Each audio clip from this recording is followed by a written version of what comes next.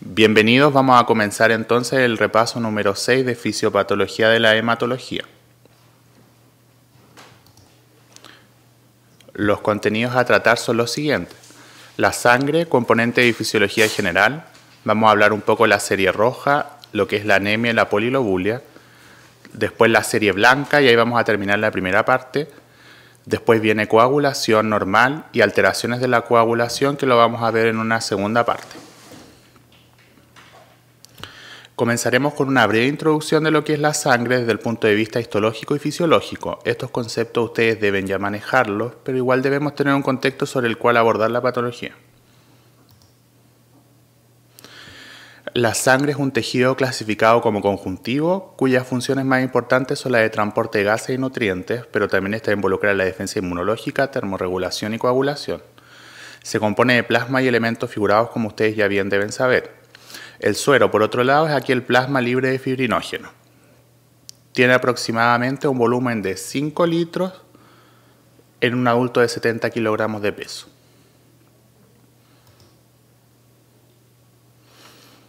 Separando el plasma, los elementos figurados se componen de 3 estirpes celulares. La serie roja, conformada por los glóbulos rojos, el mayor componente derivado de las células de la sangre, como ustedes bien saben. La otra serie es la blanca, los leucocitos, únicas células propiamente tales de la sangre, cuya cantidad varía entre 4.000 a 10.000 células por milímetro cúbico de sangre en un adulto normal. El desglose deben conocerlo. Aproximadamente el 60% está constituido por neutrófilos, en su gran parte segmentados. Luego vienen los linfocitos, en un 30%, y los monocitos, eosinófilos y basófilos en un porcentaje mucho menor. Y por último, la última serie son las plaquetas, derivadas de los megacariocitos medulares, que oscilan entre las 150.000 y 450.000 por milímetro cúbico de sangre. Recordando un poco, los elementos figurados que componen la sangre son producidos en el proceso denominado hematopoiesis a partir de una stem cell hematopoyética medular. Ocurre en la médula ósea, especialmente la de los huesos largos y esqueleto central. En el periodo de gestación, la hematopoiesis se produce en el saco vitelino, hígado y vaso. Por otro lado, en el envejecimiento predomina en huesos planos. La célula madre desde estadios tempranos se diferencia en 2 líneas generales. La línea linfoide, cuyos linfocitos B madurarán en la misma médula ósea, y los linfocitos T, que madurarán en el timo. Y la otra línea es la mieloide, que dará origen a todas las otras líneas celulares. Este proceso ocurre por la influencia de factores formadores de colonias, citoquinas y por la acción de sostén y nodriza de los macrófagos medulares. De forma especial, en la eritropoiesis interviene la regulación dada por la presión parcial de oxígeno y la eritropoyetina, hormona producida en el riñón. Se ha propuesto que ante una disminución de la presión parcial de oxígeno sensada a nivel renal, se produce la disminución de la degradación del factor inducido por hipoxia número 1. Este factor influiría en la mayor síntesis de eritropoyetina, además de activar enzimas responsables del metabolismo anaeróbico, promover la angiogénesis y la vasodilatación ante un ambiente pobre en oxígeno. Una vez que tenemos considerados estos elementos básicos de la sangre, podemos introducir el examen básico de estudio para este sistema y sus patologías. El análisis del hemograma incluye un estudio cuantitativo y cualitativo examinando las 3 series ya descritas, además de incluir la velocidad de eritrosedimentación medida en milímetros por hora. Acá tienen algunos valores normales para cada una de las series. Es importante que para utilidad de fisiopatología 1 manejen cómo calcular los índices eritrocitarios básicos, que tienen acá a la derecha. Recordar que el volumen corpuscular medio es un indicador del tamaño del glóbulo rojo, mientras que la hemoglobina corpuscular media y la concentración de hemoglobina corpuscular media son indicadores de la cromía y contenido de hemoglobina del hematíe. No está incluido en el hemograma el recuento de reticulocitos, fórmulas de glóbulos rojos casi finalizando la eritropoiesis, ni el cálculo del índice reticulocitario. Pero ustedes deben saber cómo se calcula, principalmente a partir del hematocrito. Aplicando todos los conceptos hasta ahora vistos, iniciaremos con el primer ejercicio. El hemograma de un paciente varón de 35 años muestra un hematocrito de 38% con una cantidad de glóbulos rojos que tienen ahí y hemoglobina de 11,5 gramos por decilitro. El resto de los parámetros son ilegibles. ¿Cuál es el diagnóstico más probable del paciente y los valores de BCM y HCM? Y también, ¿su enfrentamiento clínico varía si en vez de un hombre fuera una mujer la paciente? La respuesta correcta es la alternativa B. Como ya sabían, a partir de los valores normales, para un hombre tal hemoglobina es baja, de 11,5 gramos por decilitro. Ya veremos después cómo diagnosticar una anemia. A partir del cálculo con fórmulas es posible llegar a otros resultados, o sea, los otros del BCM y la concentración de hemoglobina corpuscular media. Y sobre la pregunta abierta que les habíamos dejado, el enfrentamiento clínico varía completamente. En la mujer, tal nivel de anemia no es alarmante, primero porque está algo disminuida para el punto de corte que ya vamos a ver, además que muchas veces se explica por pérdidas ginecológicas. En cambio, en el hombre estamos obligados a buscar pérdidas de otro sistema que pudiese estar con sangramiento activo.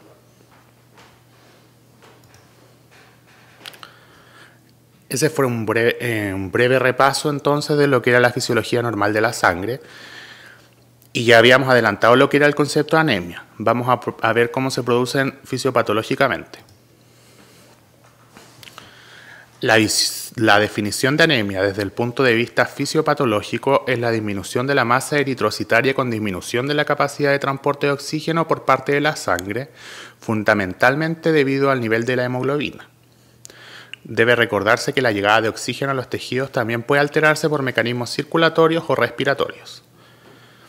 Desde el punto de vista clínico, la anemia se define como una disminución de la masa eritrocitaria objetivada con la hemoglobina con las manifestaciones de un síndrome anémico. Tenemos acá dos tipos de manifestaciones: las manifestaciones derivadas de la hipoxemia, que son la astenia, adinamia, calambres, cefalea e irritabilidad, y las manifestaciones compensatorias, que son la redistribución del flujo sanguíneo con palidez de piel y mucosas, disnea, taquicardia y soplo funcional sistólico. De forma general se define anemia en hombres adultos con una hemoglobina menor a 13 gramos por decilitro, en mujeres adultas no embarazadas con una hemoglobina menor a 12 gramos por decilitro y en niños con una disminución bajo 2 desviaciones estándar para la edad y el sexo del niño.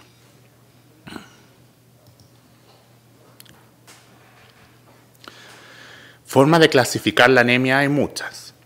Tenemos, por ejemplo, según el origen, si es congénita o es adquirida, según la forma de adaptación, si es aguda o crónica, según la gravedad, graduada según el nivel de hemoglobina, que tenemos leve si la hemoglobina es mayor a 10 gramos por decilitro, moderada entre 7 a 10 y severa si es menor a 7. Según la etapa de la vida en que se produce la anemia, tenemos, por ejemplo, la anemia en el embarazo, en el recién nacido, en niños, adolescentes, ancianos y claramente la anemia en adultos. Según el tamaño del glóbulo rojo, que lo medimos a través del volumen corpuscular medio, tenemos anemias microcíticas menores a 80 fentolitros, normocíticas entre 80 y 100 fentolitros y macrocíticas si la BCM es mayor a 100. También, según coloración del glóbulo rojo, tenemos anemias hipocrómicas si la concentración de hemoglobina corpuscular media es menor al 30%, normocrómica si está entre 31 y un 35%, y tenemos la pseudohipercromía, que en verdad es un concepto que no existe la hipercromía, pero por una disminución del tamaño del glóbulo rojo pudiese encontrarse más concentrada, por ejemplo la esferocitosis congénita. También, según compensación de la médula ósea, tenemos anemias regenerativas con un índice reticulocitario mayor a 3, e hiporregenerativas donde la médula no responde hasta el estímulo de menor hematocrito y menor cantidad de glóbulos rojos con un índice reticulocitario menor a 2.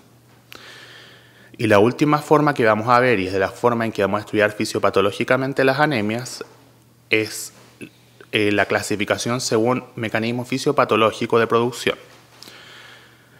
Los mecanismos son la menor producción de glóbulos rojos en primer lugar, pérdida de sangre o mayor destrucción de los glóbulos rojos. El primer mecanismo que revisaremos son las anemias por menor destrucción de glóbulos rojos. Este es el tema de anemias que más deben conocer, pues son las más frecuentes y por suerte son las más sencillas.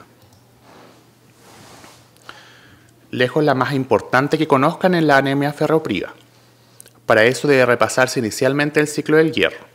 La principal función del hierro en el organismo es la de componer el grupo M de la hemoglobina.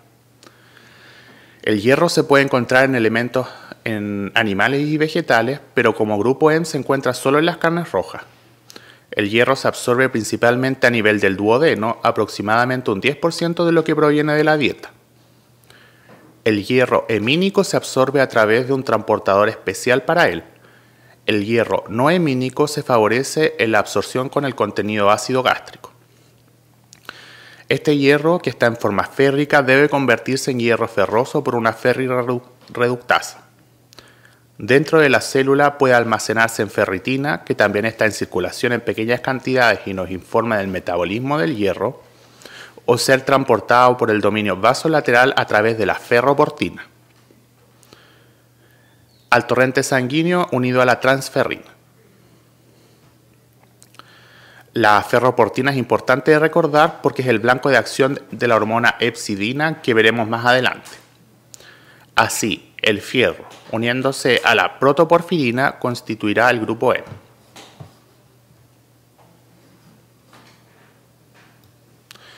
Los receptores de transferrina se encuentran altamente expresados en los eritroblastos, de forma que allí es donde más se realiza la entrega de este. Y es importante considerar que para mantener el balance de hierro se requiere la ingesta de 1 miligramo en el día en el hombre y 1,4 miligramos en el día en la mujer, pues ellas tienen menores depósitos de hierro. Ahora, sabemos que el hierro es fundamental en la formación de los eritrocitos funcionales.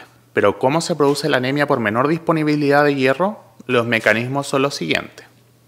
Disminución del aporte en una dieta inadecuada o vegetarianos estrictos, un aumento de los requerimientos, especialmente en el embarazo, en lactantes y adolescentes, disminución de la absorción en casos de acloridria, cirugía gástrica, enfermedad celíaca, aumento de las pérdidas gastrointestinales en el hombre, se añade la ginecológica en la mujer principalmente, y menor transporte y entrega del hierro al glóbulo rojo, que ese es un mecanismo más bien de la anemia inflamatoria que vamos a ver después de esta.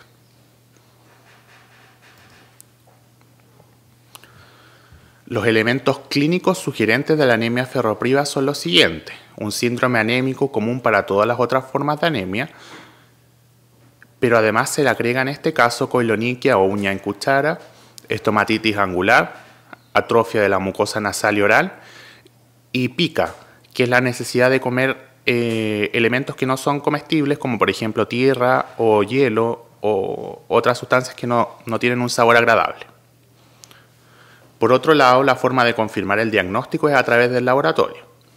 Se observará una anemia microcítica hipocrómica clásica, que puede ser normocítica, normocrómica en fases iniciales, como ya vamos a ver, y es hiporregenerativa, vale decir con un índice reticulocitario menor o igual a 2.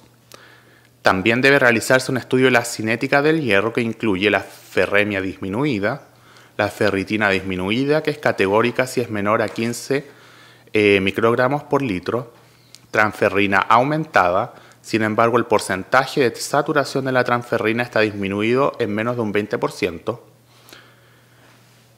TIBC disminuido y estudio de la médula ósea es raramente necesario, solamente en formas refractarias que no responden al tratamiento para hacer el diagnóstico diferencial. Como ya habíamos adelantado, existen distintas fases en el diagnóstico de la ferropenia. La primera etapa se caracteriza por conservar la ferremia normal, pero se movilizan los depósitos de hierro para suplir el déficit producido. Sin embargo, los niveles de ferritina sérica o de hierro de depósito con estudio de la médula ósea estarían disminuidos. La morfología eritrocitaria en esta etapa es completamente normal. La segunda etapa se caracteriza por aumentarse el déficit, disminuyendo aún más la ferritina sérica, pero aumentan los niveles de transferrina con menor saturación de la misma. Los glóbulos rojos seguirán estando normales. Sin embargo, en la médula ósea se podrá ver que hay una disminución de los sideroblastos, además de un aumento de la protoporfirina eritrocitaria por no unión al hierro. Y la tercera etapa se produce ante déficits sostenidos, manifestándose por todo lo que ya habíamos hablado anteriormente, más la anemia clásica, microcítica e hipocrómica. Con el tratamiento de la anemia ferropriva, que obviamente es administrar hierro en forma de sulfato ferroso, lo primero en recuperarse serán los eritrocitos. Los depósitos de hierro se normalizarán luego de esto, existiendo un orden inverso en la recuperación de las etapas, que es importante que lo recuerden. De ahí la razón de que el tratamiento se continúe varias semanas después de alcanzado el pic reticulocitario que indicará la respuesta medular, que ocurre más o menos a los 7-10 días después de iniciado el tratamiento con sulfato ferroso. Vamos a hablar un poco de la anemia inflamatoria, que es un tipo de anemia importante, pues el primer diagnóstico diferencial de la anemia ferropriva. Se asocia a enfermedades inflamatorias, infecciosas o neoplásicas, y es la segunda causa más importante de anemia, generalmente normocítica y normocrómica. El mecanismo fundamental de producción de este tipo de anemia es la disminución de la utilización de hierro dado por los macrófagos de depósito. La interleuquina 1 y el TNF-alfa disminuye la producción de eritropoyetina y mediante la liberación de interferón gamma suprime también la respuesta medular. Y como también habíamos adelantado, las mismas citoquinas tienen su efecto a nivel hepático, principalmente la interleuquina 6 por la respuesta de fase aguda, produciendo un aumento de la síntesis de hepcidina que inhibirá el transporte de hierro intestinal a circulación y también disminuirá la liberación de hierro desde los depósitos para su utilización a través de los macrófagos, que son las células nodrizas de los eritroblastos. El hierro entonces se encontrará encerrado, por tanto no vamos a tener depósitos disminuidos de hierro. Para hacer el diagnóstico diferencial con anemia ferropriva, el tamaño y cromía de los eritrocitos puede ayudarnos a diferenciarlas, pero no en todos los casos. El estudio de la cinética del hierro nos ayudará a hacer la distinción, de forma que en la anemia inflamatoria los depósitos de hierro no estarán disminuidos, sino que estarán encerrados y no pueden utilizarse. La ferritina sérica de estos pacientes estará normal o aumentada. Otros casos especiales de enfermedades crónicas, pero en los que participan otros mecanismos fisiopatológicos, son la insuficiencia renal crónica, por menor producción de glóbulos rojos, por disminución en la producción y acción de la eritropoyetina, además del ambiente tóxico metabólico y de la hemodilución. Y en las endocrinopatías, principalmente en el hipotiroidismo, que se produce un hipometabolismo generalizado.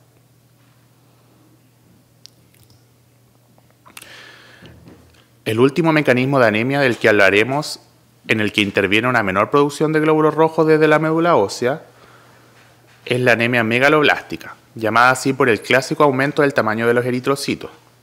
Esta anemia es producida por el déficit de folato o de vitamina B12, que son imprescindibles en la síntesis de ADN.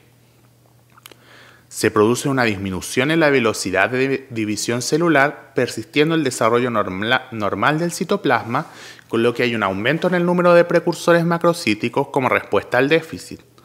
Su degradación está aumentada en la médula, lo que explica la anemia. La vitamina B12 se encuentra en alimentos de origen animal principalmente y su absorción es fundamentalmente a nivel de ilion distal, deben recordarlo.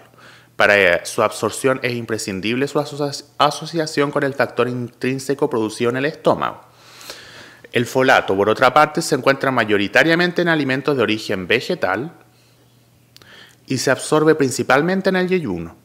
Las reservas de folato permiten su abastecimiento por 4 meses, mientras que las de vitamina B12 duran hasta 2 años.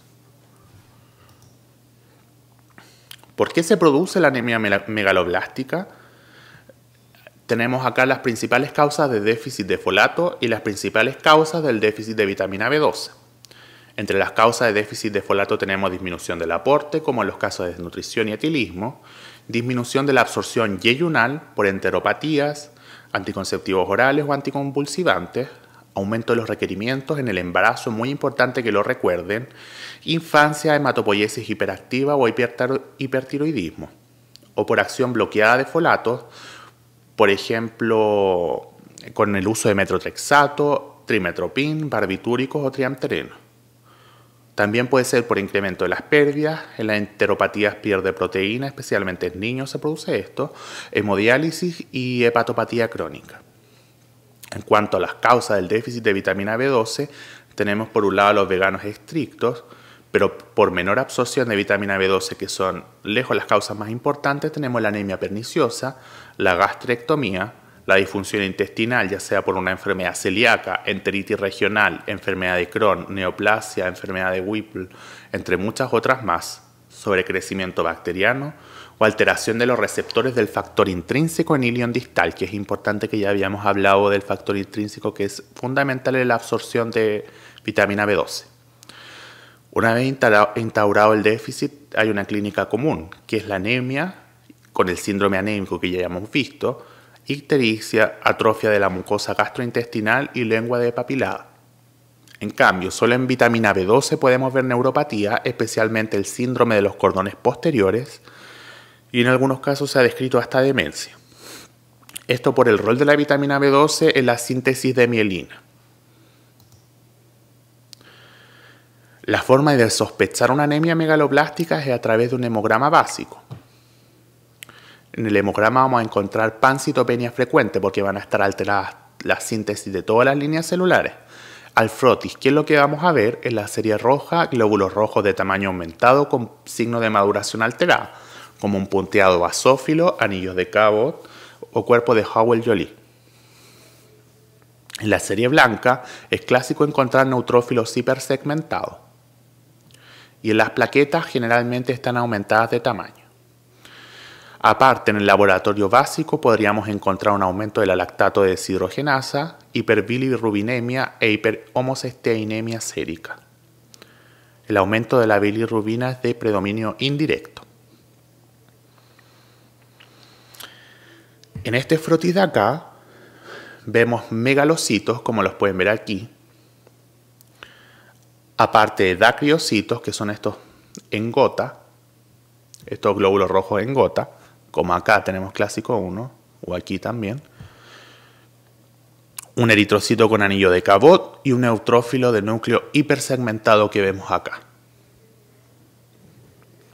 El diagnóstico diferencial de la macrocitosis debe hacerse con alcoholismo, hipotiroidismo, hipoplasia medular o mielodisplasia. Ahora, el diagnóstico definitivo de anemia megaloblástica es por estudio de médula ósea, sin embargo no se hace de rutina y se prefiere la utilización de los niveles de folato y vitamina B12.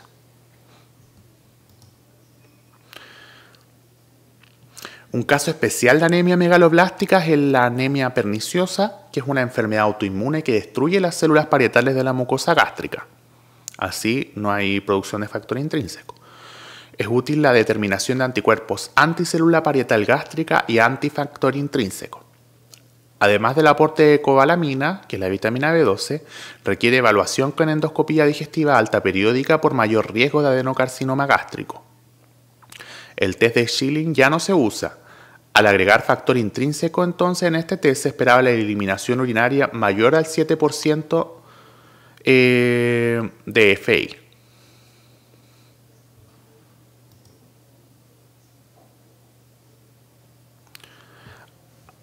Ahora, como modo de resumen, realizaremos las actividades que se nos proponen a continuación.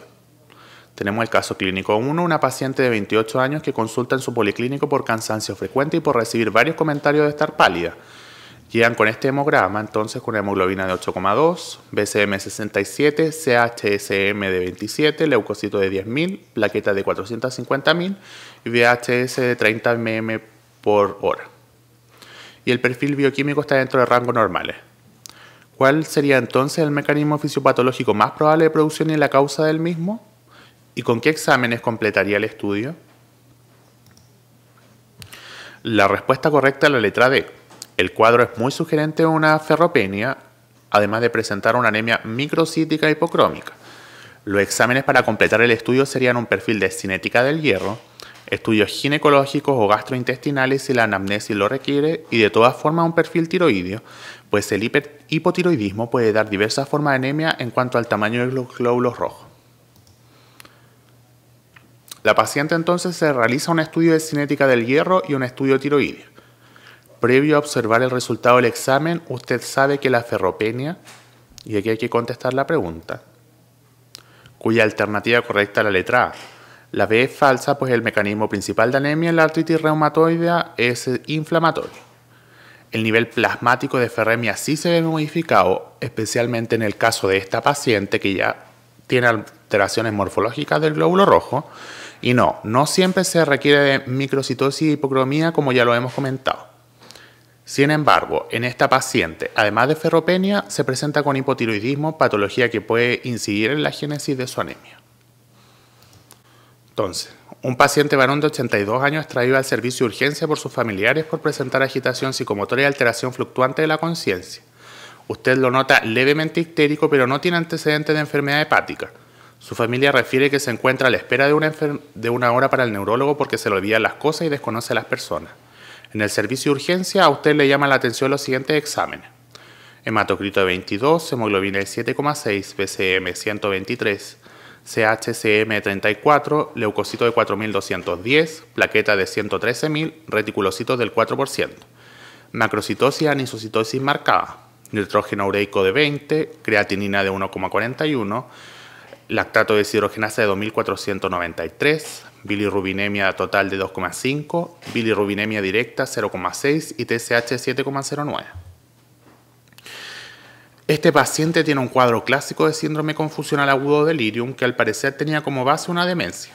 Con ese hemograma debiésemos pensar que uno de los diagnósticos diferenciales fuertes de demencias tipo enfermedad de Alzheimer es el déficit de vitamina B12, que se acompaña de anemia megaloblástica y hiperbilirrubinemia de predominio indirecto. Entonces, en base a la historia clínica, conteste la aseveración correcta.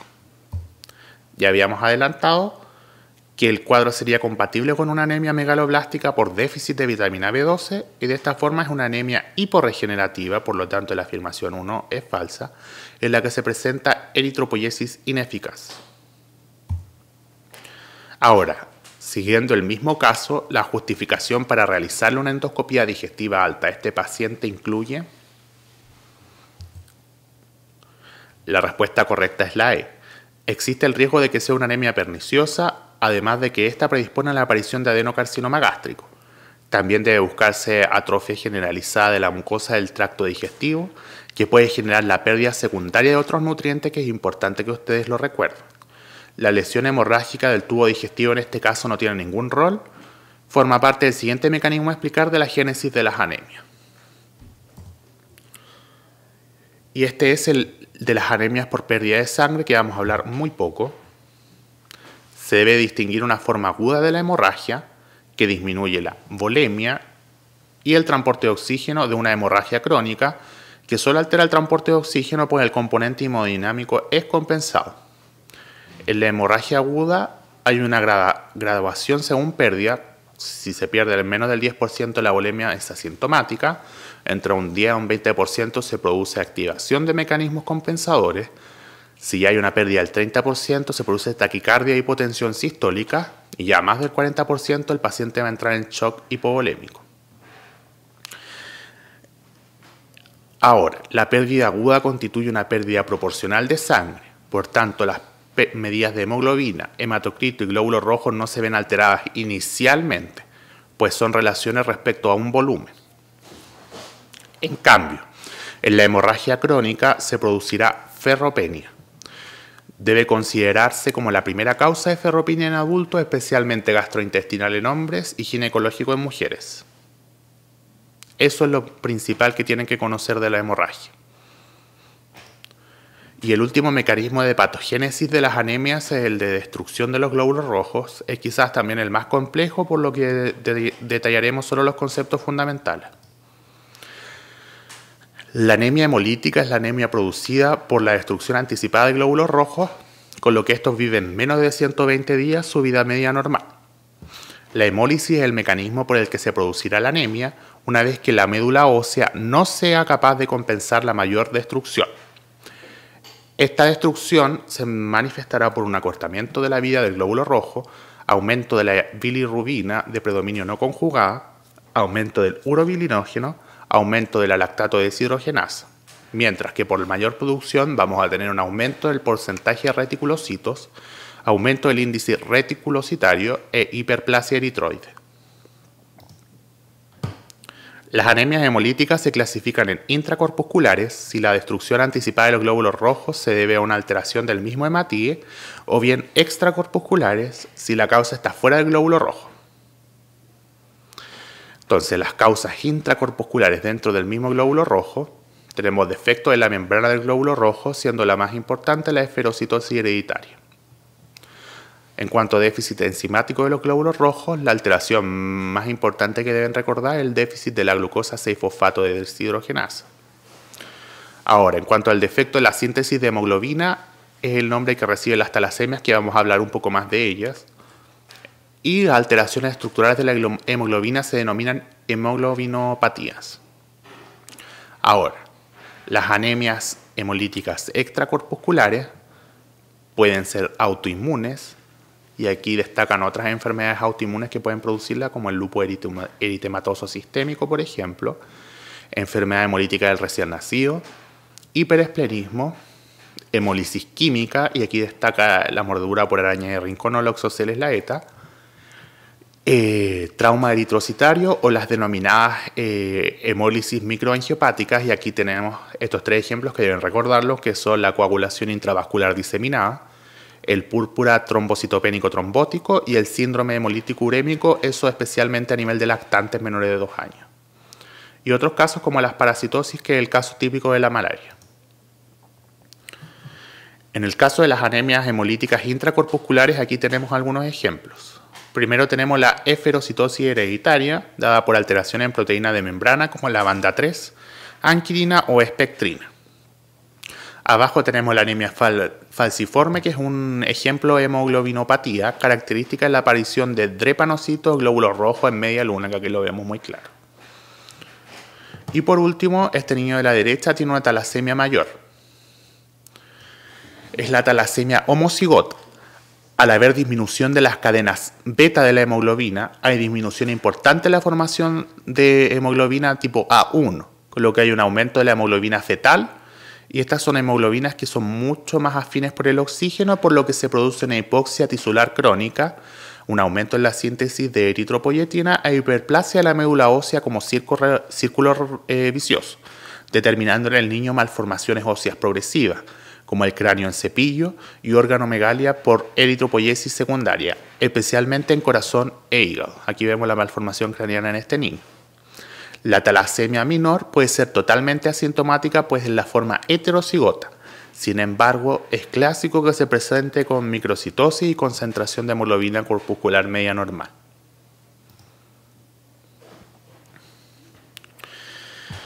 La anemia hemolítica extracorpuscular a grandes rasgos se clasifican por mecanismos inmunes o no inmunes, como ya lo habíamos hablado.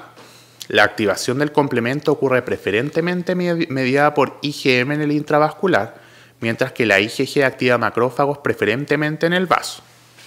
En las formas intravasculares se detecta hemoglobinuria y hemosideruria. Abajo tenemos la prueba de Coombs, útil para identificar las causas inmunes de las anemias hemolíticas. La prueba es directa si la sangre del paciente le aplicamos directamente anticuerpos antihumanos, que se unirán en caso de que hayan otros anticuerpos previamente unidos a la superficie del glóbulo rojo. En cambio, en la prueba indirecta pondremos glóbulos rojos del paciente en el suelo con anticuerpos del receptor y posteriormente agregaremos el reactivo de Coombs o anticuerpos anti-inmunoglobulina humana. Eso fue a grandes rasgos lo fundamental de las anemias hemolíticas, y ahora vamos a trabajar en el siguiente caso clínico. Una paciente de 22 años consulta en su policlínico por fiebre vespertina de 10 días de evolución, artralgia, mialgia y decaimiento de reciente data. Al examen físico se detectan adenopatías cervicales bilaterales, elásticas e indoloras de 2 centímetros, sin hepatomegalia ni esplenomegalia, leve tinte ictérico de la piel y artritis de pequeñas articulaciones de ambas manos. La paciente llega a su consulta con el hemograma que tenemos acá a la derecha, con una hemoglobina de 10,6, hematocrito de 31, PCM de 113, CHCM de 34,2, leucocito de 3.500, plaqueta de 68.000, VHS de 75 y aparte nos trae un índice reticulocitario de 3,4. ¿Cuál sería entonces el mecanismo fisiopatológico más probable de la anemia de esta paciente? La respuesta correcta es la anemia hemolítica secundaria o lupus eritematoso sistémico. El cuadro en una mujer joven es muy sugerente de este. Además, el hemograma indica una anemia macrocítica con compromiso de otras series, como vemos acá los leucocitos y las plaquetas, explicada por una destrucción inmune y un aumento de los reticulocitos circulantes como compensación a la anemia hemolítica. También pudiese haber un componente inflamatorio, sin embargo, por las características de la anemia predomina el componente hemolítico.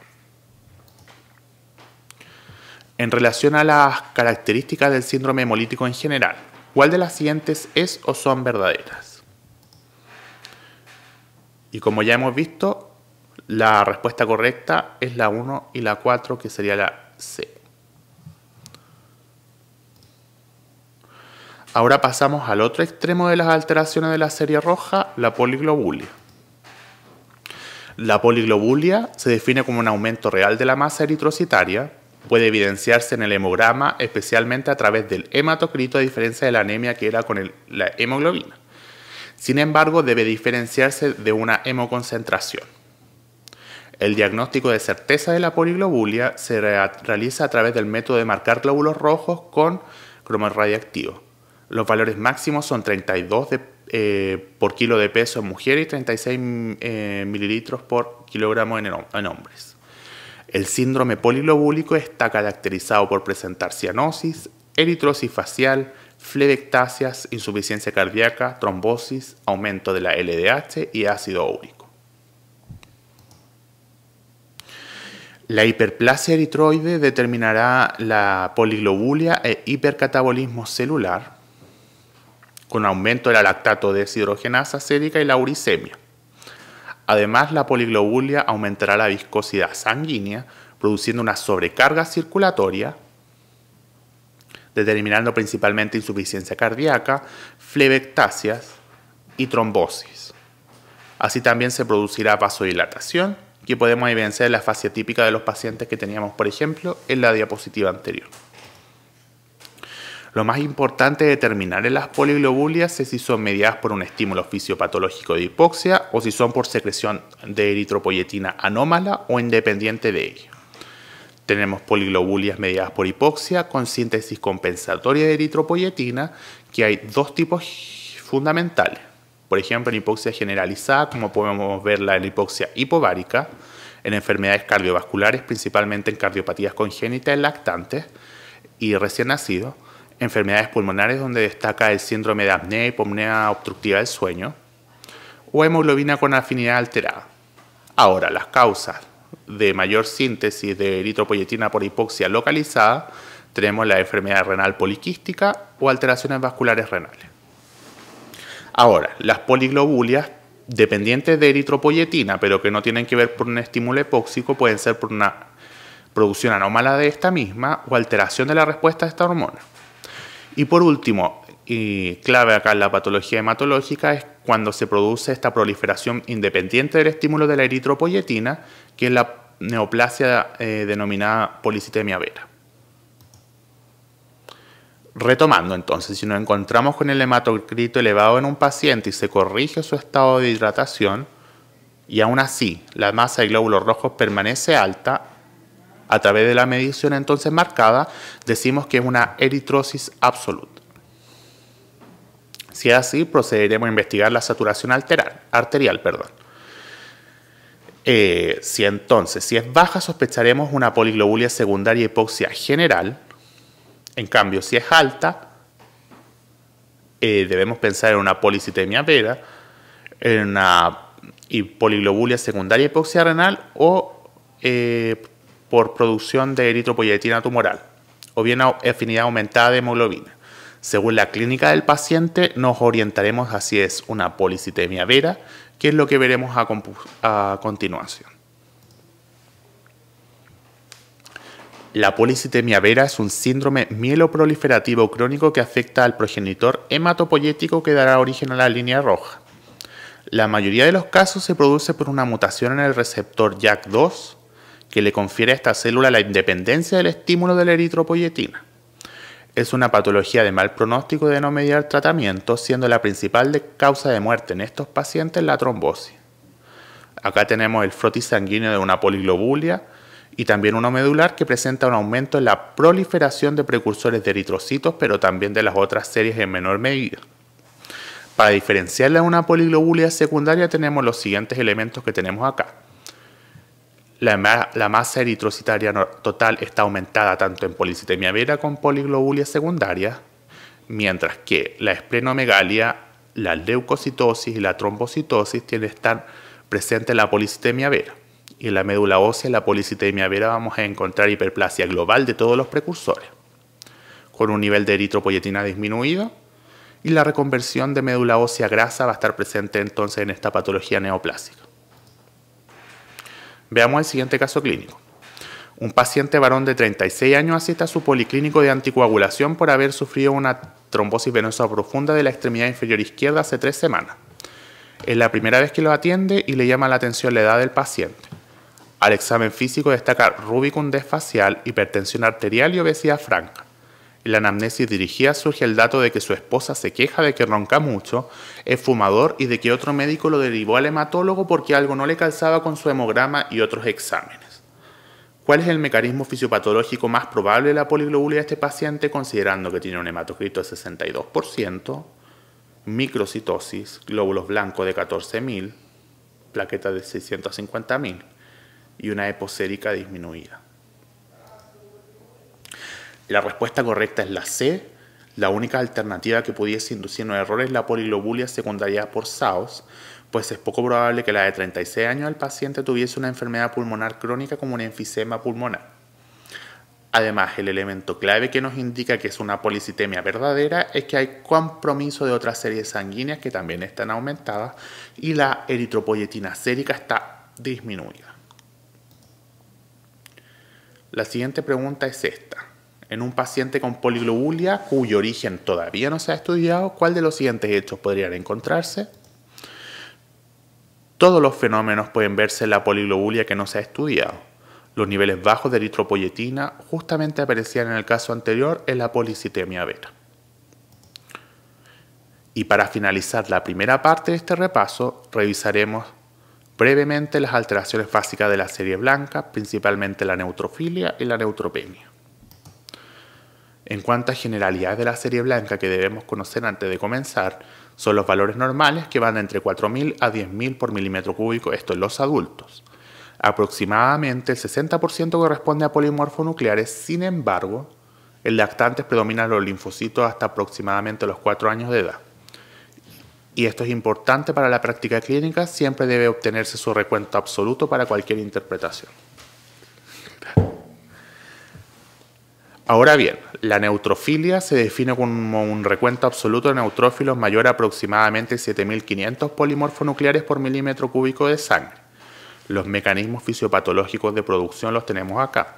Un aumento en la producción puede ser por una inflamación de causa infecciosa, lesión térmica, necrosis tisular o infarto. Puede ser por procesos mieloproliferativos o por el uso de glucocorticoides o factores estimuladores de colonia. Ahora, en cuanto al aumento de la movilización, tenemos infecciones agudas e inflamación y también los glucocorticoides.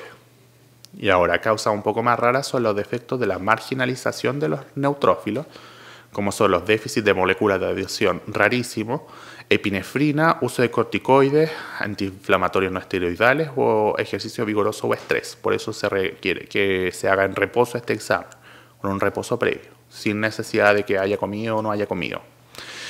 Y causas misceláneas de neutrofilia tenemos la cetoacidosis, insuficiencia renal aguda, uso de litio, carcinomas metastásicos, hemólisis o hemorragia aguda.